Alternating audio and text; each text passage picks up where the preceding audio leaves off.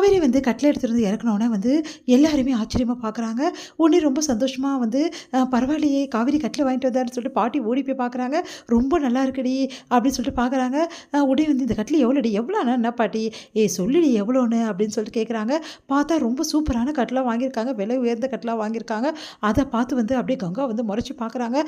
உடனே குமரன் வந்து என்ன பண்ணுறதுன்னு தெரியலையே, காவேரி ஏன் இப்படி பண்ணா அப்படின்னு சொல்லிட்டு தடுக்கிறதுக்காக போறாரு. உடனே கங்கா வந்து நீங்க வந்து அமைதியா இருங்க அப்படின்னு சொல்லிட்டு சொல்லிடுறாங்க. அதனால வந்து என்ன பண்ணுறதுன்னு தெரியாமல் நிற்கிறாரு குமரன். அப்போ வந்து என்னடி திடீர்னு கட்டில் வாங்கிட்டு வந்திருக்க? பாட்டிக்கு கட்டில் வாங்கணும்ல, வேணும்ல கண்டிப்பாக, அதனால தான் வாங்கிட்டு வந்தேன் அப்படின்னு சொல்லிட்டு காவேரி வந்து இந்த கட்டில் இங்கே போட்டுருங்க அப்படின்றாங்க. பாட்டி ரொம்ப சந்தோஷப்படுறாங்க. ரொம்ப நல்லா இருக்குடி கட்டில், உண்மையிலே சொல்கிறேனே இந்த கட்டில் சூப்பராக இருக்குது அப்படின்னு சொல்லிட்டு பாராட்டுறாங்க. எல்லாருமே ரொம்ப சந்தோஷமாக இருக்கா. இதை பார்த்து கங்கா வந்து அப்படியே டென்ஷனாக வந்து நிற்கிறாங்க. அடுத்து குமரனும் என்ன பண்ணுறதுன்னு தவிக்கிறாரு.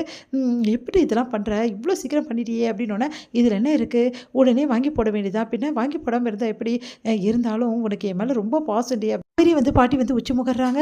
அடுத்து வந்து காவேரி வீட்டில் எல்லாரும் சந்தோஷமாக இருக்கா. இதை பார்த்து கங்காவுக்கு வந்து மனசே தாங்கலை. அதுக்கப்புறம் அப்படியே மனசு கஷ்டப்பட்டு வெளியே போய் உட்காந்துருக்காங்க. அப்போ வந்து குமரன் வந்து சாரி கங்கா, இப்படி ஆகும்னு நினச்சி கூட பார்க்கல, சீக்கிரமாவது தானே நம்ம வர வச்சோம், அதுக்குள்ளேயும் காவேரி இப்படி பண்ணிட்டாலே, பரவாயில்லைங்க, எனக்கு இதுதான் ஃபஸ்ட் டைமாக நடக்குது, எப்போவுமே இப்படி தானே, நான் ஒரு பொருளை வாங்க நினைப்பேன், அது முந்திக்கினே காவேரி முதல்ல வாங்கிடுவா, எல்லாம் அவகிட்ட தான் நிறைய பணம் இருக்குது, அதான் அவள் ஃபாஸ்ட்டாக செய்கிறா, என்கிட்ட தான் பணம் இல்லைல்ல, அதான் இந்த நிலைமை, எல்லாம் என் தலை எழுத்து அப்படி சொல்லிட்டு போகிறாங்க. குமரன் மனசு கஷ்டப்படுறாரு. அடுத்து வந்து இங்கே காவேரி ரொம்ப சந்தோஷமாக வந்து வீட்டில் இருக்காங்க. அதை பார்த்து வந்து விஜய் வந்து என்ன மேடம் ரொம்ப சந்தோஷமாக இருக்கீங்க அப்படின்றாங்க.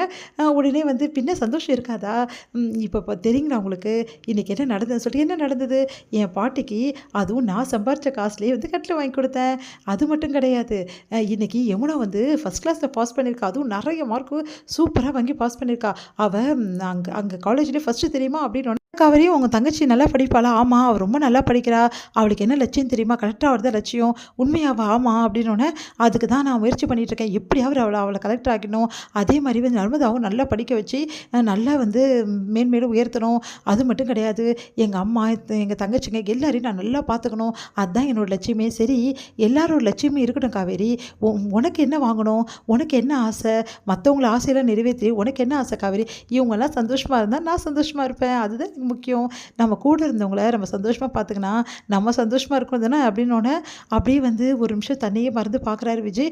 உண்மையிலே காவேரி கிட்ட நிறைய விஷயங்கள்லாம் இருக்குது அப்படின்னு சொல்லிட்டு, காவேரி உனக்குன்னு ஒரு ஆசை கிடையாதா, நீ ஏதோ வாங்கிக்கணும், நீ பெரிய ஆள் ஆகணும் அப்படின்னு ஆசை இல்லையா, நான் பெரிய ஆள் ஆகி என்ன பண்ண போகிறேன், நம்ம கூட இருந்தவங்களாம் சந்தோஷமாக பார்த்துக்கிறதோட சந்தோஷம் என்ன இருக்குது அப்படின்னு சொல்லிட்டு கேட்குறாங்க.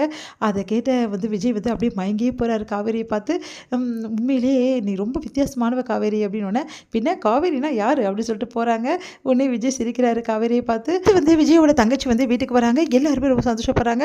எல்லாரையும் பார்த்துட்டு வந்து சந்தோஷமாக பேசிகிட்டு இருக்காங்க. உடனே ஓடி போயிட்டா, நீ எப்படி இருக்கீங்க அப்படின்னு சொல்லிட்டு நம்ம காவேரியை கட்டிக்கிறாங்க.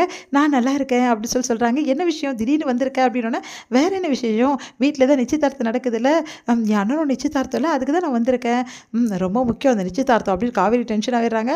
அடுத்து எல்லாக்கிட்டையும் ரொம்ப கலகலப்பாக பேசிகிட்டு இருக்காங்க. அந்த அன்பரசு வந்து ராகினி வீட்டை பற்றி ரொம்ப பெருமையாக பேசிகிட்டு இருக்காரு. இதை கேட்குற காவேரிக்கு செம கடுப்பாக இருக்குது. இதோட முடியுது.